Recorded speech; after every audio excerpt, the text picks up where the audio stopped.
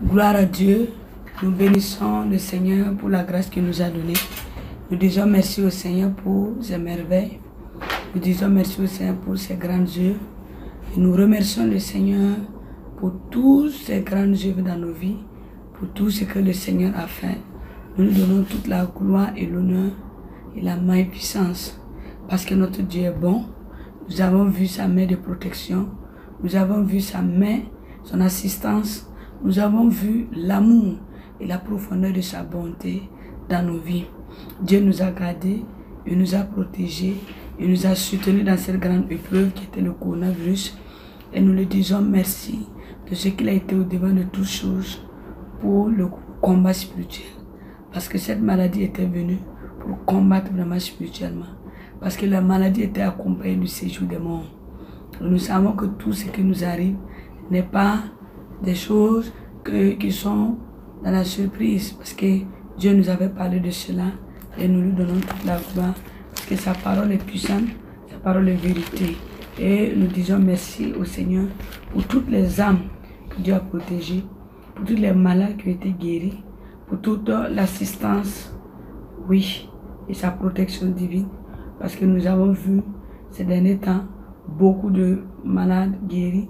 Nous avons vu que les nations se réveillent dans la spiritualité. Nous avons vu que les peuples de Dieu recherchent la grâce et la faveur de Dieu. Nous avons vu aussi que pendant ce temps de confinement, notre Dieu a beaucoup parlé. Il a utilisé beaucoup ses serviteurs, ses prophètes, je peux même dire, tous ses enfants bénis, afin qu'ils puissent tenir dans le combat, dans la prière, dans le réveil. Et nous donnons toute la gloire pour sa bonté et pour sa protection divine. Et nous disons merci à Dieu pour les retrouvailles. Merci à Dieu encore de ce que Dieu nous permet de pouvoir encore sortir de nos maisons, de pouvoir aussi rencontrer le peuple de Dieu. Nous disons merci au Seigneur pour le réveil dans l'église. Parce que nous avons vu que les programmes recommencent tout doucement dans la grâce de Dieu. Que Dieu bénisse tous les leaders spirituels, que Dieu bénisse tous les leaders dans la foi et que Dieu bénisse aussi nos autorités, oui, qui se battent. Et nous bénissons aussi tous les médecins qui sont restés debout dans tous les domaines. Parce que nous avons vu vraiment le combat chez les médecins. Nous avons vu comment ils ont tenu ferme. Et nous disons merci au Seigneur. Comme je l'ai dit, l'année 2019 va continuer jusqu'au mois de juin. Parce que nous allons connaître des difficultés, des épreuves, des calamités. Mais notre Dieu est un Dieu qui triomphe. Et nous donnons toute la gloire pour l'accès d'action de grâce. Parce que je peux dire que l'année 2020, elle commence à partir du mois de juillet. Oui, le mois de 2020 commence à partir du mois de juillet. C'est à partir de fin juin que Dieu a arrêté. Dieu a combattu le combat. Et nous avons vu la main puissante de Dieu, la victoire.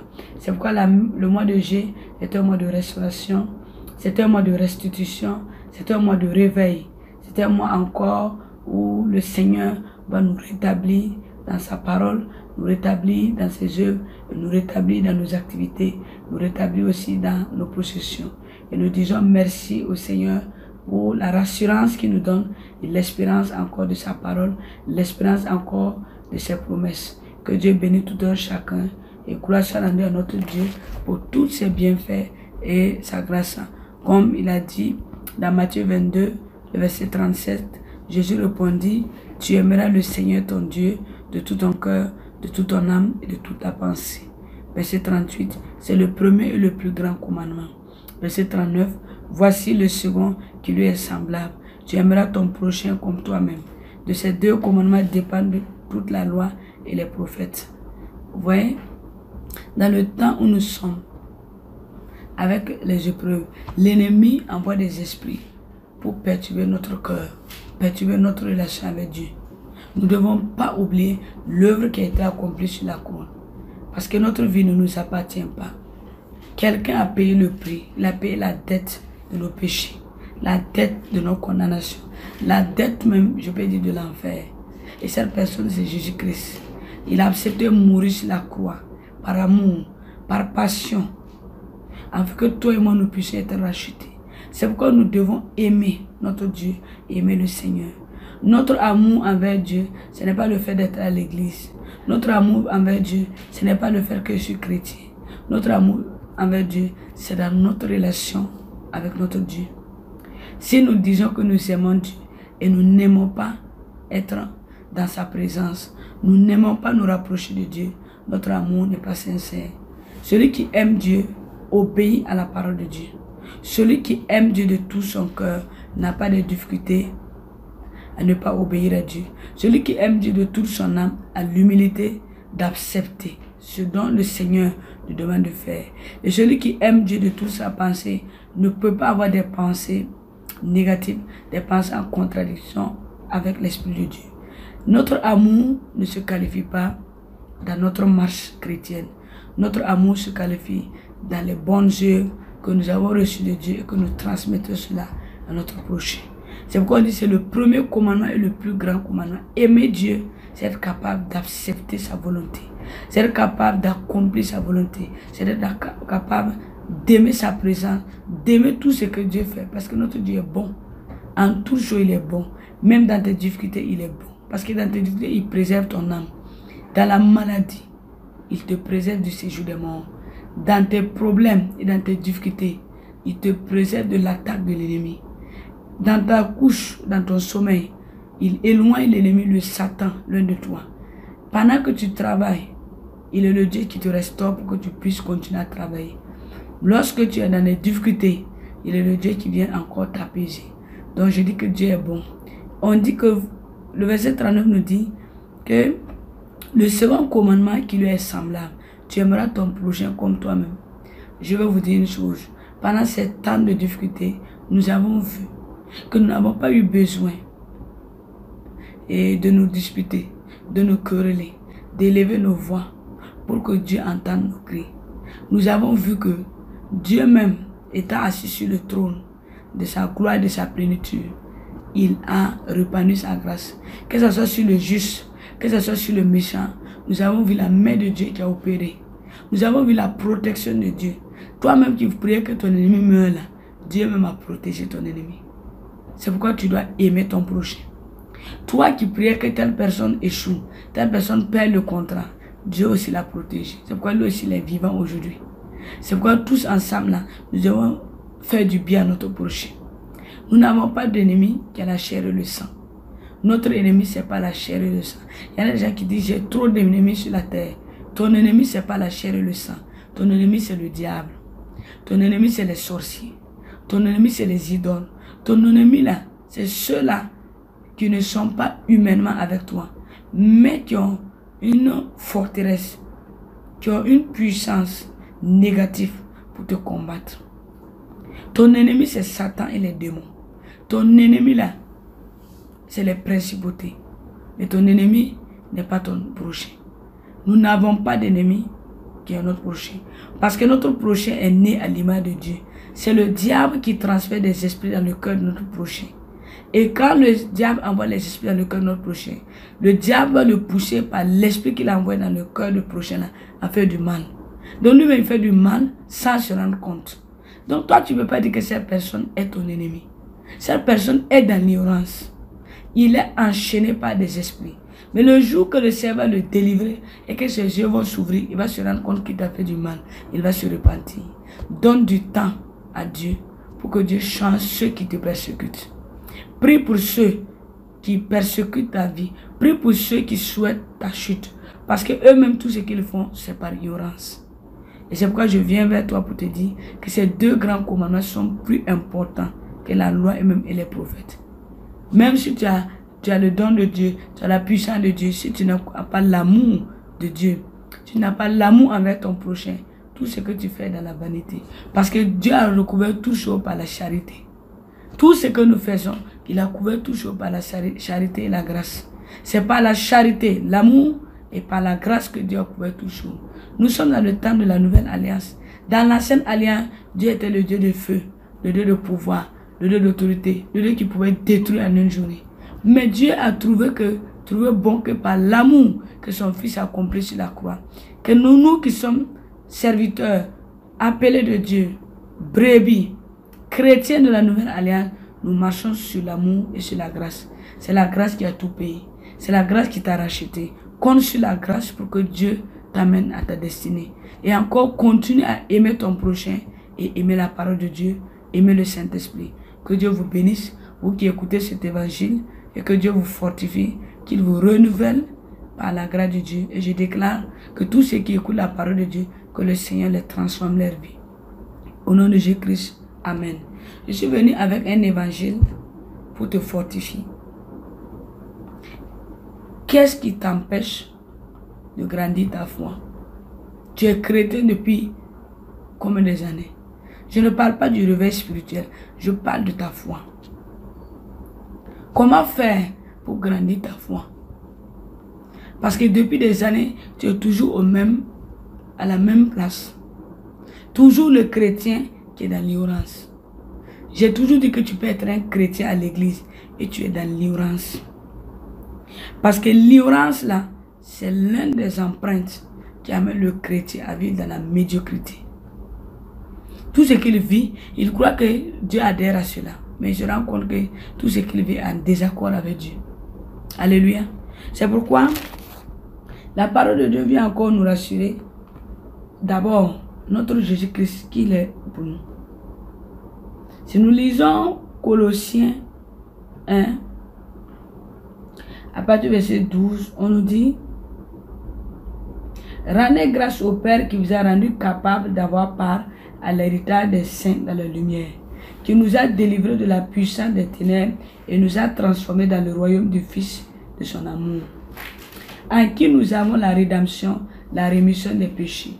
Il est l'image du Dieu invisible, le premier-né de toute la création, car à lui ont été créées toutes les choses qui sont dans les cieux, sur la terre, les visibles et les invisibles, les trônes, les dignités, les dominations, autorités. Tout a été créé par lui et pour lui. Il est avant toute chose et toute chose subsiste en lui. Verset 18. Il est la tête du corps de l'Église. Il est le commencement, le premier-né d'entre les morts, afin d'être en tout le premier. Verset 19. Car Dieu a voulu que toute plénitude habitant en lui. Verset 20. Il a voulu par lui réconcilier tout avec lui-même, tant ce qui est sur la terre que ce qui est dans les cieux, en faisant la paix par lui, par le sang de sa croix. Amen. Christ est l'image du Dieu invisible. Alléluia. On dit de rendre grâce à Dieu, Dieu qui nous a donné la capacité d'avoir part à l'héritage des saints dans la lumière. Cette capacité que Dieu nous a donnée là, c'est par la foi. En lui, par la foi, nous avons la rédemption. Par la foi, nous avons la rémission de nos péchés. Parce que Christ est l'image du Dieu invisible. Le Dieu que nous, on ne voit pas là. Christ est venu à travers lui que nous puissions voir Dieu. Parce que Dieu s'est incarné en lui. Il est à la fois spirituel, mais il est à la fois aussi céleste. Afin que toi et moi, si nous voyons Christ, nous avons vu Dieu. Toutes choses ont été créées en lui, dans les cieux et sur la terre, les invisibles et les visibles. Il est avant toutes choses et toutes choses subsistent en lui. Il est la tête du corps de l'Église. Je vais vous dire une chose. Beaucoup de chrétiens s'appuient sur la prophétie pour avoir grandi leur foi. Beaucoup de chrétiens s'appuient sur le ministère de l'intercession pour avoir la foi. La foi, ce n'est pas quelque chose que nous devons demander. Une fois que nous sommes chrétiens et que nous reconnaissons la capacité de notre Dieu, c'est ça qui est la foi. Tu deviens chrétien, mais tu ne connais pas réellement la capacité de ton Seigneur, ce qu'il est capable de faire. La religion nous dit de prier pour que Dieu nous exauce. Mais Christ ne nous dit pas de prier, Christ nous dit d'avoir la foi. Même si c'est une foi comme une graine de moutarde là, d'avoir cette petite foi là. La foi c'est quoi? C'est être capable de dire que je crois qu'il y a quelqu'un qui est tout puissant, quelqu'un qui est capable de faire ce qui est impossible là, dans ma vie. C'est de cette foi là que Christ veut que tu aies. Christ n'est pas venu avec le ministère de la prophétie, non. Ça c'est l'onction, ça c'est la spiritualité. Christ est venu avec le ministère de la parole de Dieu. Parce que tout ce qu'il prêchait, ceux qui avaient foi recevaient ce dont il enseignait. Quand il enseignait la bénédiction, il enseignait la sainteté, il enseignait la repentance. Ceux qui croyaient là, c'est ceux-là qui pouvaient recevoir cette présence et l'exaucement. Il y a beaucoup de chrétiens qui vont s'asseoir à l'église, qui comptent sur les prophéties, les révélations pour avoir foi. Mais le jour qu'il n'y aura plus de prophéties et révélations, comment vous allez faire pour grandir votre foi? Apprenez à connaître votre Dieu dans les petites choses. La foi là vient dans les petites choses.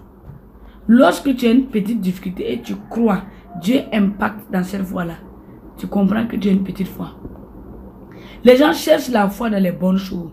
Il faut que vous ayez la foi dans les difficultés. Quiconque est chrétien, qui n'a pas de difficultés, des épreuves, ne peut pas agrandir sa foi. Parce que la foi vient de ta maturité, ta relation avec Dieu. Ce dont toi tu as eu comme relation avec Dieu là, et ce dont tu as eu comme formation avec Dieu. La plupart des chrétiens qui sont venus dans la foi, qui ont eu des épreuves de la foi, les épreuves dans leur famille, les épreuves pour avoir les bénédictions, les épreuves dans leur affliction, les épreuves dans les difficultés là, c'est ceux-là même qui peuvent témoigner dans la foi. Ceux-là qui sont venus à Christ, tout est acquis, bénédiction acquis, prophétie acquis, promesse acquis là, et ils ne peuvent pas connaître la foi. C'est pourquoi quand il y a une tribulation, ils abandonnent. Parce qu'ils ont appris à voir les choses facilement. La foi ne vient pas dans les choses faciles.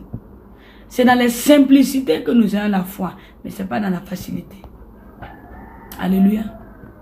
Donc il faut que toi, qui es là, tu attends à ce que dans les choses faciles là, que Dieu te donne la foi pour que tu puisses grandir. Non.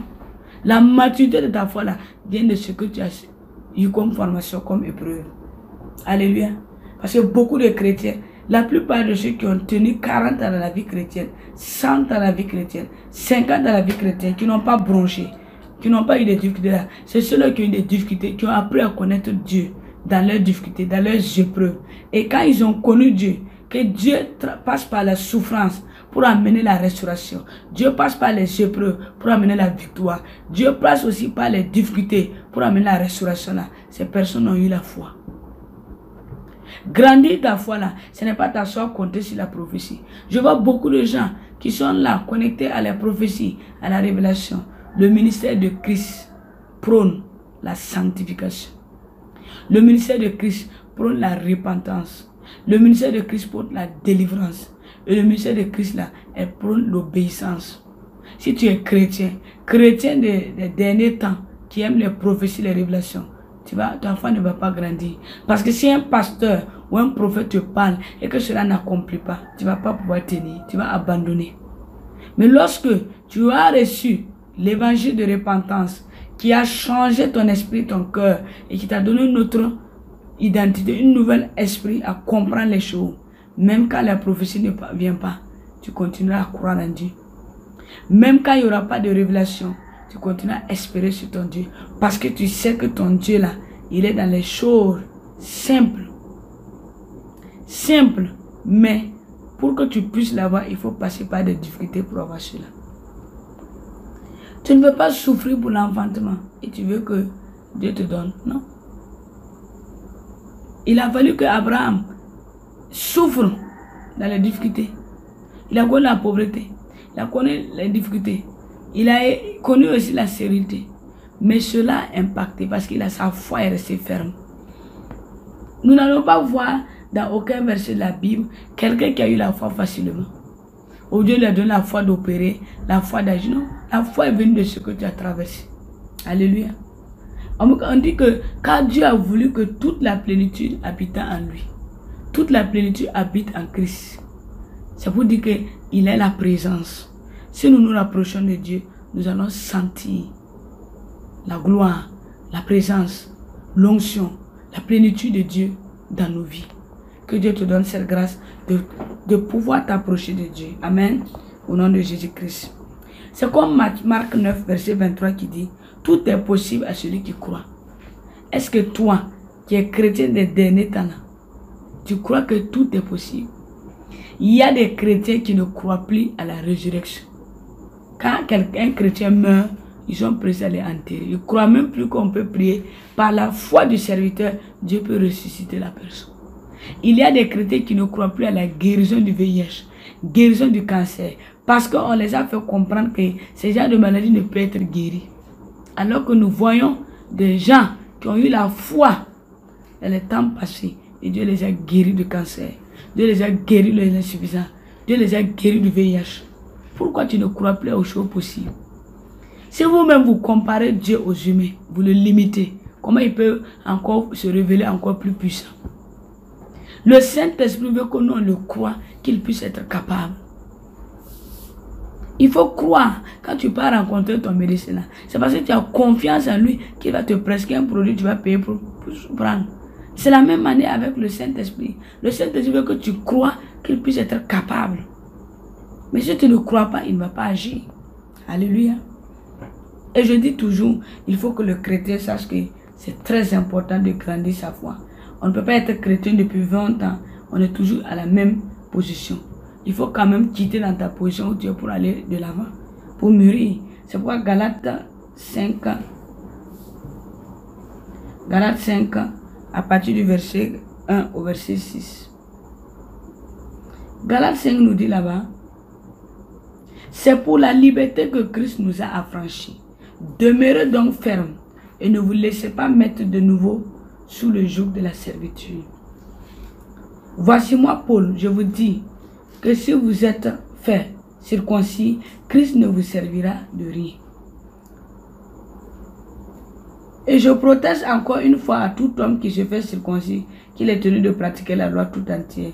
Vous êtes séparés de Christ, vous tous qui cherchez la justification dans la loi, vous êtes déchus de la grâce. Pour nous, c'est de la foi que nous attendons par l'Esprit, l'espérance de la justice. Car en Jésus-Christ, ni la circoncision, ni l'incirconcision n'a de la valeur, mais la foi qui est agissante par la charité. Vous courez bien, qui vous a arrêté pour vous empêcher d'obéir à la vérité. Paul nous dit ici, nous avons été séparés de ce monde pour faire appartenir à Christ. Nous qui cherchons la justification, le rachat, le salut là, Christ dit que nous avons été déchus par la grâce. C'est la grâce. Nous avons échoué pour être dans la grâce. Toutes nos œuvres n'ont pas été acceptées devant Dieu. Tout ce que nous avons fait sur la terre là n'a pas été à la gloire de Dieu. Donc c'est la grâce qui est venue pour nous accepter. Nous ne méritons pas, mais la grâce nous a fait faveur. Et c'est pourquoi il a dit qu'en Jésus-Christ, ni la circoncision, ni l'inscription, que tu pas te circoncis, que tu ne te circoncis pas, ce n'est pas ça qui a de la valeur. Que le noir et le blanc, que tu sois noir, que tu sois blanc, c'est ça qui a de la valeur. Peu importe ta race, peu importe ce que tu es, que tu sois circoncis de chair, ce n'est pas ça qui est le problème. Ce qui est important là, c'est la foi qui agit par la charité. La foi. La foi doit agir là par le bon cœur que tu as. Si tu n'as pas un bon cœur, la foi ne va pas agir. Vous courez bien. Beaucoup de gens courent dans les prières, courent dans beaucoup de domaines, mais ils oublient que même si tu cours pour rencontrer un pasteur, un prophète, si ta foi n'impacte pas dans ton cœur, le pasteur va prier, il va élever la voix, il va chanter, il va intercéder, ça ne va pas agir. Parce que Dieu agit par la foi. Quand nous devenons chrétiens, nous ne devons plus prier comme des religieux. Nous devons prier par la foi. Le jour que tu t'es levé, tu ne crois plus que Dieu est capable de faire là. Repends-toi, demande pardon au Seigneur. Dis au Seigneur, pardonne-moi de ce que je ne crois pas dans mon cœur. Parce que je ne crois plus à ce que tu es. Les chrétiens ont changé la valeur de notre Dieu. Les chrétiens là, c'est les chrétiens même qui disent, c'est pas possible. On ne peut pas faire ça. Un pasteur ne peut pas dire qu'il peut ressusciter. C'est pas possible. Alors que nous avons vu que Dieu n'a jamais quitté le ciel, venu sur la terre pour faire un miracle. Quand Dieu descend, dans l'Ancien Testament là, c'est sa gloire qui descendait, c'est sa présence qui descendait. Mais Dieu même n'est pas descendu physiquement là pour faire œuvre. Il a toujours utilisé les hommes pour faire des miracles. Donc si Dieu utilise un pasteur pour faire des grands miracles parce qu'il a eu la foi là, il faut croire à cela. Mais quand tellement que votre foi n'est pas mûre, vous dites que non, ça là, c'est un wak, c'est un fétiche. C'est la magie, c'est Satan. Vous confondez même Dieu et Satan. Vous mettez à la place de Dieu Satan, vous mettez à la place de Satan Dieu. Ça ne peut pas marcher. Ouvrez vos yeux pour comprendre cela. Donc voilà ce qui empêche les chrétiens de ne pas avoir une foi qui grandit. La première des choses, c'est l'ignorance. L'ignorance, là, c'est le premier péché même qui est contre la foi. Quand vous voyez un chrétien qui est ignorant, un chrétien qui vient s'asseoir à l'église, lui, il ne fait que suivre. Quand on dit prie, jeûne, lui, il s'est jamais levé pour même chercher la face de Dieu. Il n'a jamais même été éveillé pour se réveiller même, connaître même les choses de Dieu. L'ignorance, là, empêche le chrétien de mûrir. Tu es assis à l'église, tu regardes seulement, tu es observateur, tu ne comprends rien. Tu ne ouvres pas ton cœur pour comprendre les choses. Tu ne vas pas comprendre les choses. Alléluia. L'ignorance est un péché chez les chrétiens. Si nous lisons Galates 4, versets 8 à 9.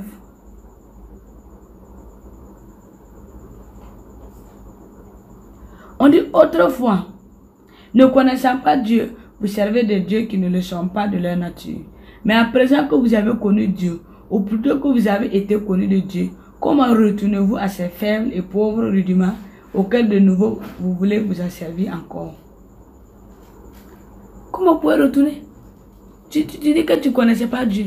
Tu donnes ta vie à Jésus. Tu viens t'asseoir chrétien, tu t'assois encore comme un chrétien qui connaît rien. Et tu retournes encore dans le monde. Tu retournes encore dans les anciennes choses. Tu retournes encore à vivre les choses. Et tu crois que tu es chrétien. Un chrétien marche par la foi. Et la foi va lui dire, ne fais pas cela. Ne fais pas cela. Il ne peut pas être ignorant. La vraie chrétienté là, c'est de marcher avec la vérité. Tu sais ce que ton Dieu te dit de ne pas faire. Tu sais ce que ton Dieu dit de faire. Et ce que ton Dieu dit de faire là, tu le fais par obéissance, par la foi. C'est ça qui fait que tu ne vis pas dans l'ignorance. Et l'ignorance amène la médiocrité. Tout ce que tu fais, tu crois que c'est bon. Et après, tu vas te rendre compte que tout est dans un... Ce n'est pas à la gloire de Dieu. Et beaucoup de chrétiens là, leur ignorance les a poussés là. Ils sont morts. Ils n'ont pas eu la promesse du paradis.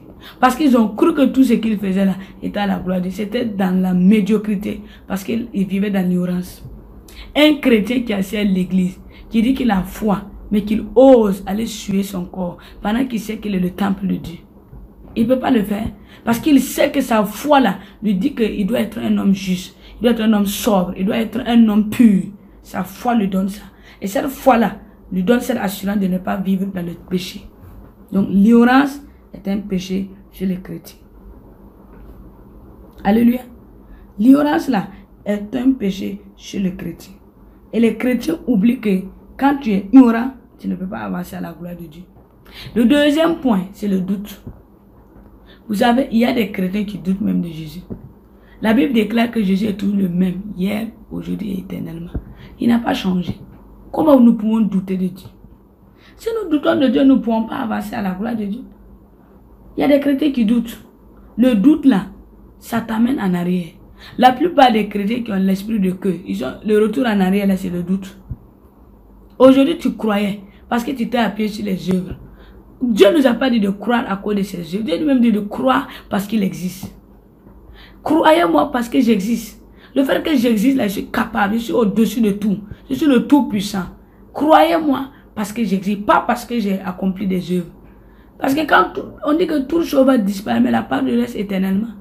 Si nous ne croyons pas à Dieu là, comment nous allons croire à ses œuvres? Croire d'abord à celui même qui a créé les œuvres. Nous croyons aux œuvres, miracles, nous croyons aux prophéties, révélations, les prodiges, mais nous ne croyons pas à celui qui est l'auteur des miracles. Et nous voulons dire que nous sommes capables. Notre capacité ne dépend pas que les œuvres de Dieu, non. C'est la grâce qui nous donne. Ce n'est pas parce que tu crois aux œuvres de Dieu qui te donne. C'est la grâce qui fait que tu ne mérites pas, mais Dieu te donne. Mais c'est ta foi à croire que Dieu existe. C'est lui qui est le libérateur. Il est assis, il est le tout-puissant. C'est lui qui conduit ta vie. C'est lui même qui peut diriger ta vie là. C'est de cette foi-là que toi, tu vas vivre dans la lumière. Alléluia. Mais si la foi n'est pas ainsi, ne l'est pas avancé dans la gloire de Dieu. Et c'est pourquoi il a dit dans Matthieu 21, le verset 21. Matthieu 21, verset 21, il dit là-bas, Jésus leur répondit, je vous le dis en vérité, si vous avez de la foi et que vous ne doutez point, non seulement vous ferez ce qui a été fait à ce figuier, mais quand vous direz à cette montagne, ôte-toi de là et jette-toi dans la mer, cela se ferait. Si vous ne doutez pas, tu entends de prier, Seigneur, guéris-moi, tu dis, oh, je crois que cette maladie-là ne peut pas être guérie. Pourquoi tu doutes? Quand tu pries là, place ta confiance à celui qui t'a créé. Si dans le ventre de ta mère, tu n'étais que chair, sang et l'eau, il t'a permis de sortir par le souffle. Ce Dieu n'est-il pas capable de te guérir? Pourquoi tu ne grandis pas ta foi? Il faut avoir mûri ta foi, croire que Dieu est capable d'agir. Ce qui est impossible, impossible. Il est capable, il n'a pas changé. C'est toujours le même Dieu qui a parlé, qui a créé les cieux et la terre en 6 jours. Il s'est reposé le 7e jour. C'est le même Dieu, il n'a pas changé. Et encore, il est encore plus puissant encore. Chaque fois que nous élevons ce Dieu, nous glorifions ce Dieu, il devient encore plus puissant dans nos vies. Ne doute pas. Tu as la possibilité de prier pour un malade. Tu as l'autorité. Tout pouvoir était donné à Christ. Et Christ nous lègue ce pouvoir pour que nous puissions prier pour les autres. Tu as la possibilité là de prier pour ton mari pour qu'il soit guéri. Tu as la possibilité de prier pour ta famille. Prier même pour tes ennemis pour qu'ils changent. Mais il ne faut pas douter. Lorsque tu es en train de prier pour les autres, place ta foi. Dis-toi que je suis un être humain. Mais Dieu m'a rendu esprit. Par le Saint-Esprit que je puisse prier pour les autres. Donc il ne faut pas douter. Le doute est un entrave à notre vie. À notre vie de foi. Le troisième point, c'est la peur et l'inquiétude. La peur. Je dis toujours un chrétien qui a peur là. C'est un chrétien qui ne va jamais grandir. Les démons vont le frapper. Les ennemis là vont le terrasser à terre. Parce que la peur là, c'est l'ennemi du chrétien comme ça. Puisque Dieu te dit que tu as un abri sûr. Il est un Dieu de protection. Il est un Dieu d'assurance. Il est un Dieu d'espérance. Et toi tu as peur, pourquoi?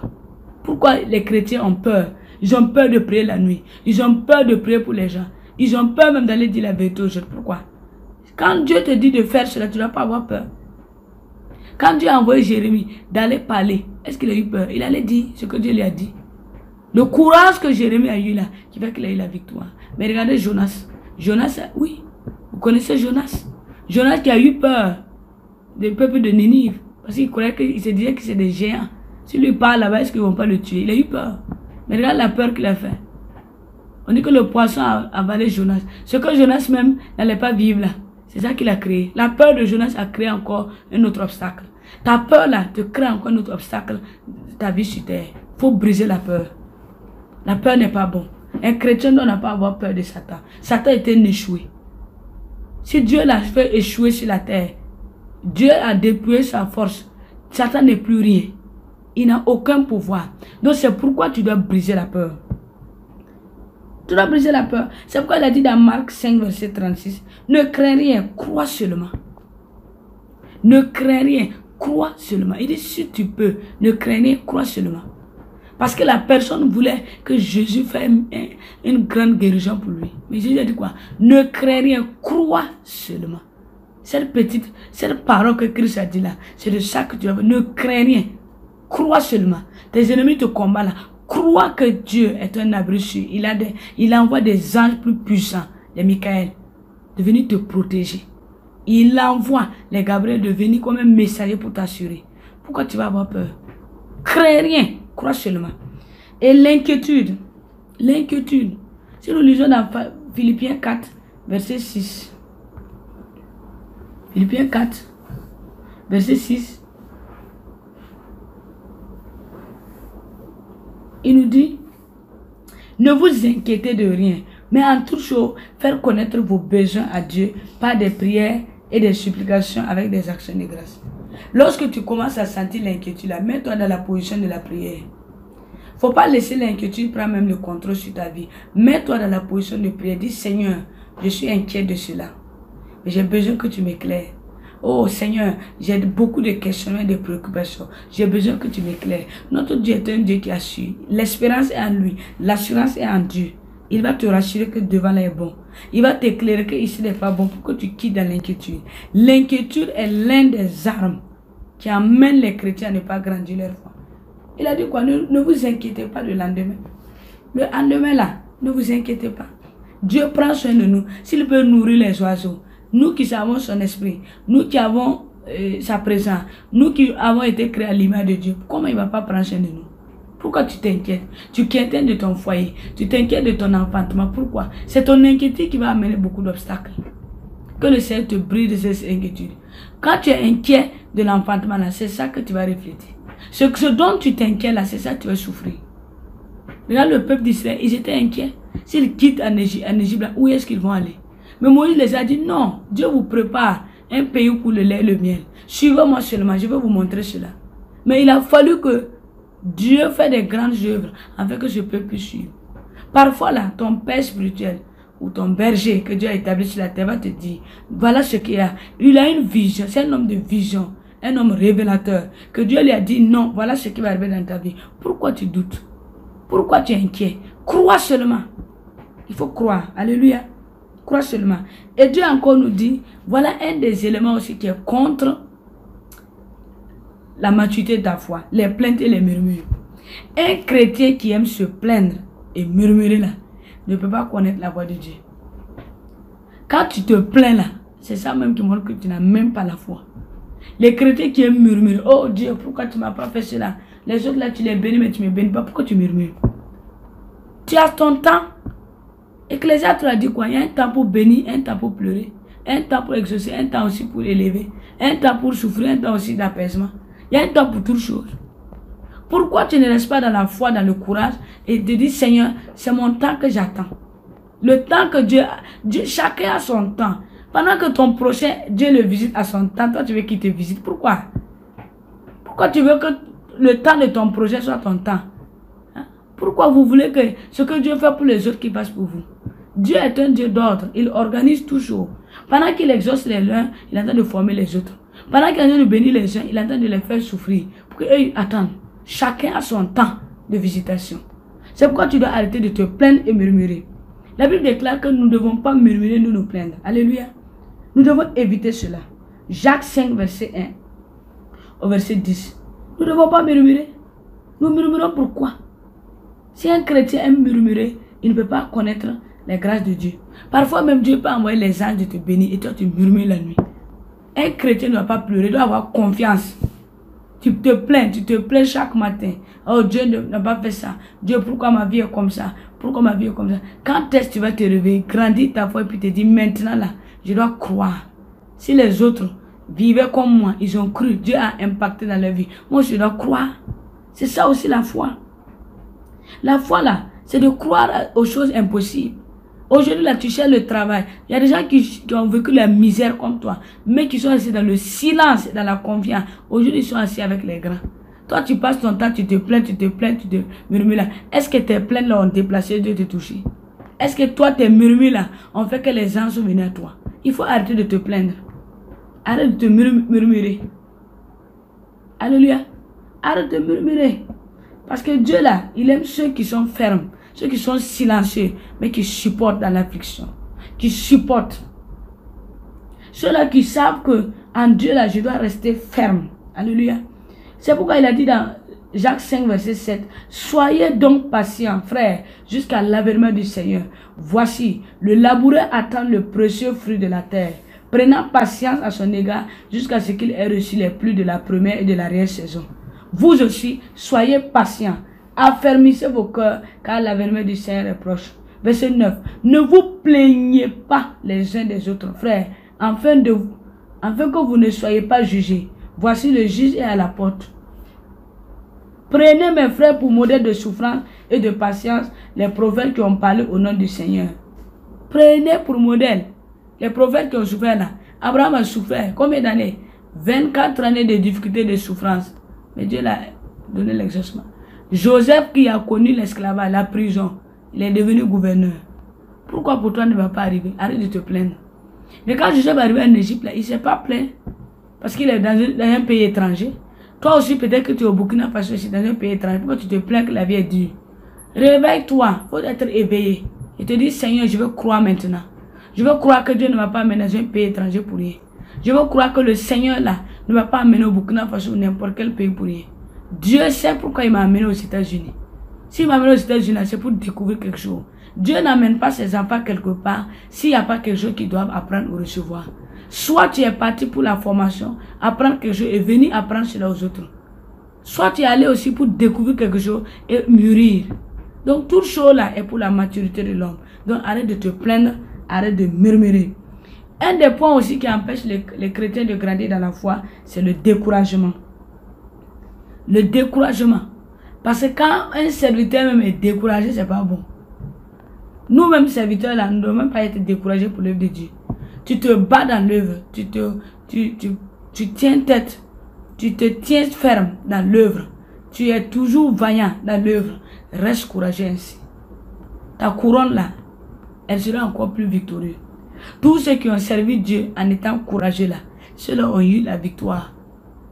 Paul a dit quoi? J'ai mené le combat et j'ai emporté la victoire. J'ai couru pour emporter le prix de ma vocation. C'est ça.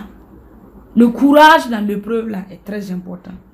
Beaucoup de chrétiens n'ont pas la maturité.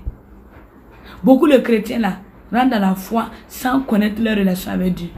Nous ne devons pas être des chrétiens découragés. Quand tu rentres dans la vie chrétienne, il faut savoir ce qui t'attend. Le diable n'est pas contre la religion. Le diable n'est pas contre le monde. Le diable est contre ceux qui ont connu Christ. Le diable n'aime pas ceux qui ont la foi, ceux qui connaissent Jésus. Donc c'est pourquoi tu ne dois pas être découragé. Il faut avoir un esprit de courage dans l'épreuve. Alléluia. Courage dans l'épreuve. Être fervent. Parce que le courage là, dans l'épreuve là est en détermination. Donc c'est pourquoi tu dois briser cela. Que Dieu te brise et te libère du découragement. Relève-toi. N'abandonne pas. Le diable veut que tu abandonnes pour qu'il puisse prendre ta destinée. Relève-toi. Et encore, mène le combat de ta vocation. Mène le combat de là où Dieu t'a placé. Là où Dieu t'a placé là. Relève-toi et te dire, il y a quelque chose de devant à voir. Il y a quelque chose de meilleur devant. Je me relève pour encore avoir. Parce que quand tu es né pour avoir quelque chose de grand là, il faut que tu traverses des embûches, des difficultés. C'est ça aussi l'épreuve de Dieu. Vous voyez comment Moïse a souffert? Ah, mais aujourd'hui, nous parlons de Moïse. Abraham a souffert dans la foi, mais aujourd'hui on nous parle de père de la foi.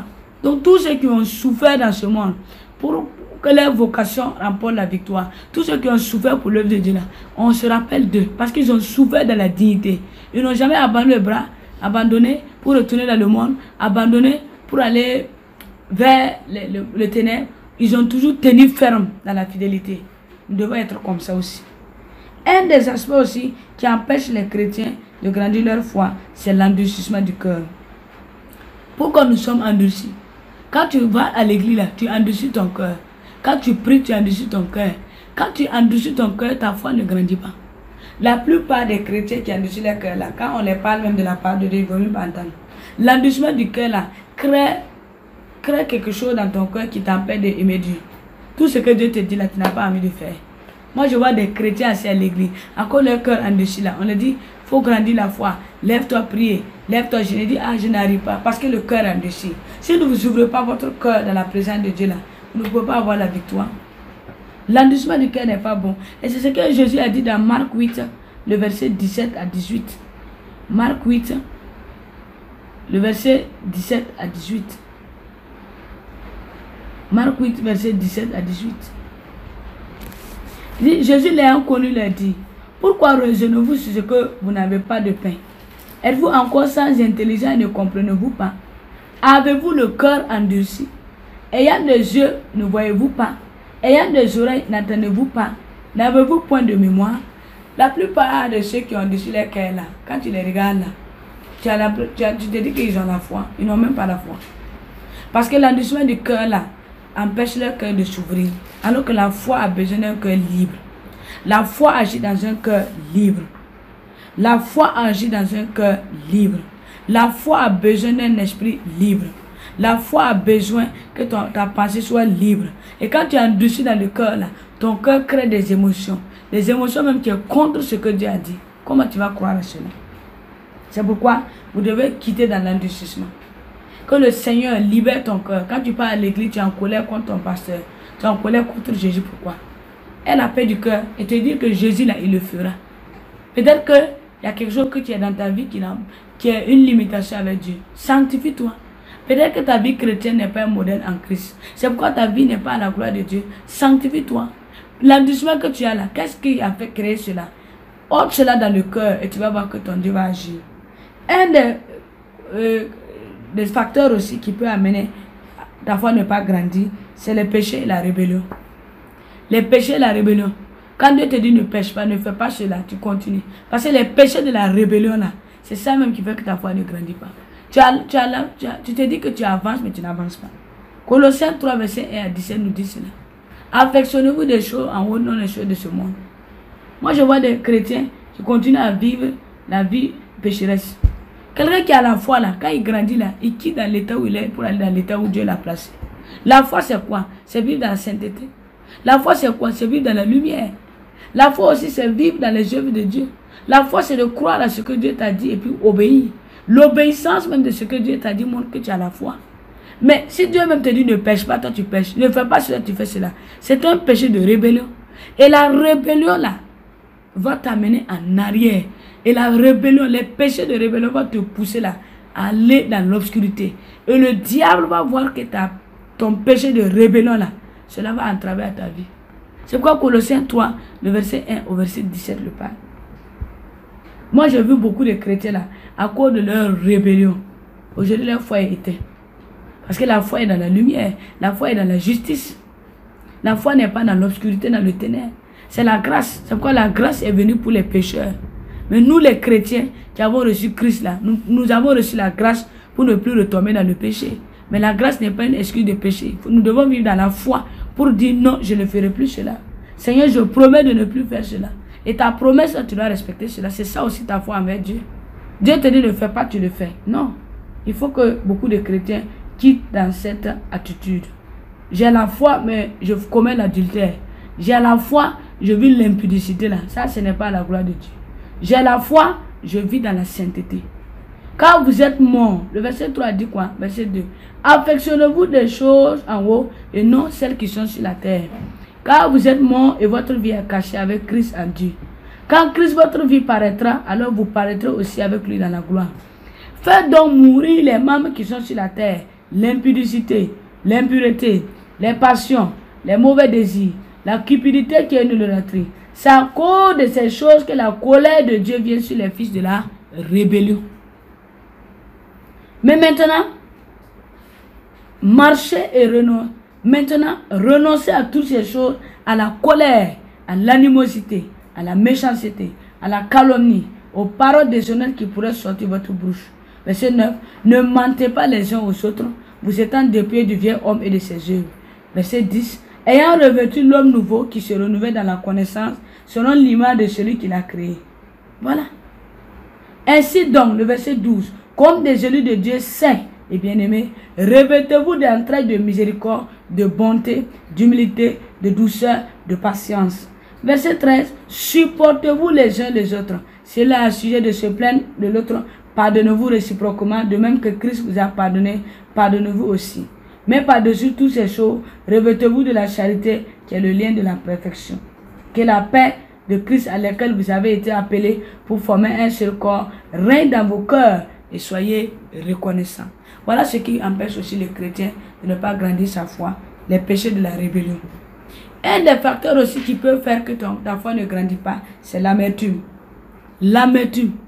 La plupart des chrétiens qui ont l'amertume ne peuvent pas grandir.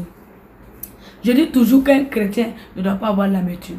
Tous les jours, c'est toi qui pleures. Tous les jours, c'est toi qui es dans l'agonie. Tu n'as jamais eu un temps de confiance, un temps d'espérance. Tous les matins, on te voit pleurer. Tous les soirs, on te voit dans l'amertume. Tu ne peux pas avoir l'amertume tout le temps. L'amertume même éteint ta foi. Parce que le fait de pleurer là, ça veut dire que tu ne comptes pas sur ton Dieu.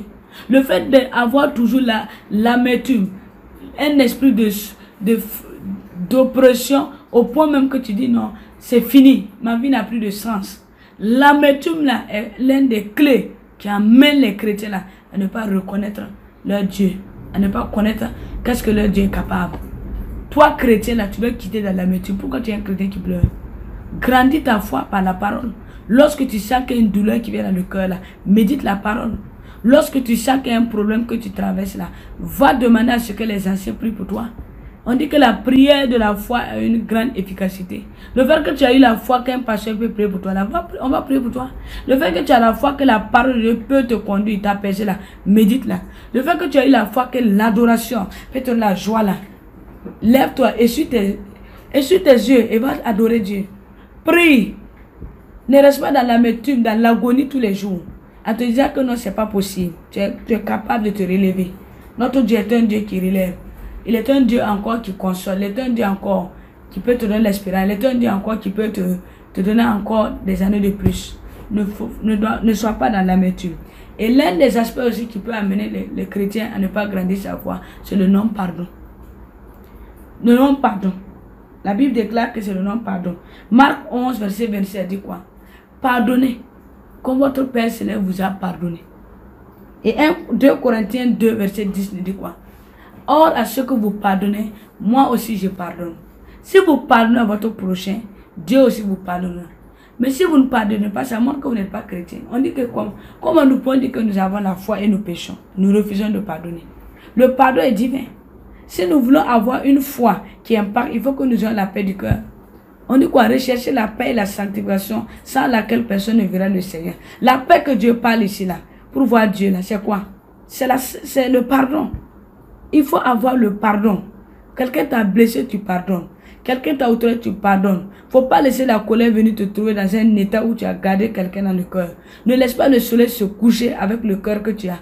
C'est ça qui fait que ta foi ne grandit pas. Les anciennes émotions, les anciennes blessures, les anciennes oppressions, les anciennes rancœurs que tu gardes là, cela fait que ta foi ne grandit pas. À un certain moment, tu deviens malade. Et vous connaissez les maladies spirituelles? Les maladies spirituelles vont venir en vous. Parce que vous allez commencer à avoir la colère, la haine, l'oppression, la dépression. Et toutes ces choses-là affectent votre corps. Et cela entrave à votre foi. Imaginez-vous un chrétien qui a la tension. Comment il peut dire qu'il a la foi? Tous les jours, le cœur là bat fort. La tension élève, la tension baisse.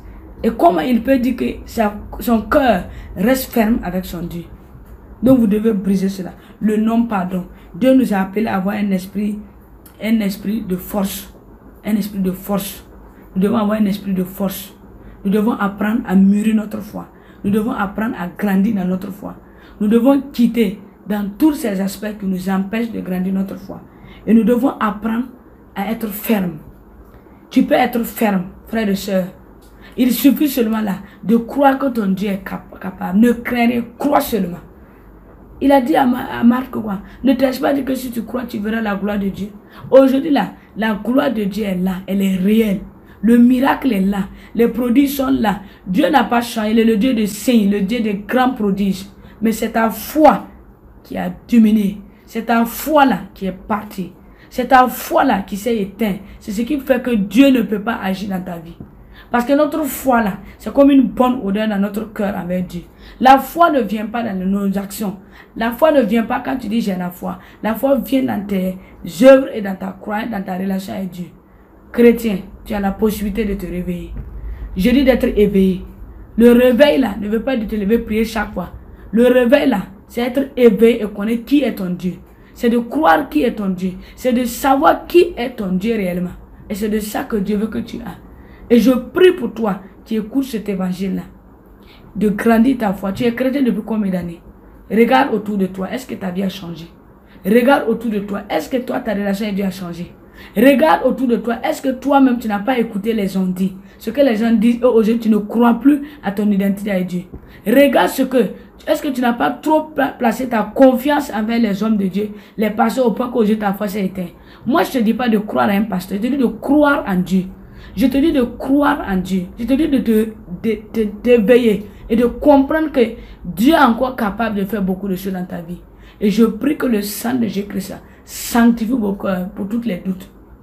Sanctifie vos cœurs pour toute ignorance. Sanctifie vos vies pour toutes les plaintes et les rancœurs et les murmures. Sanctifie vos cœurs pour toute oppression.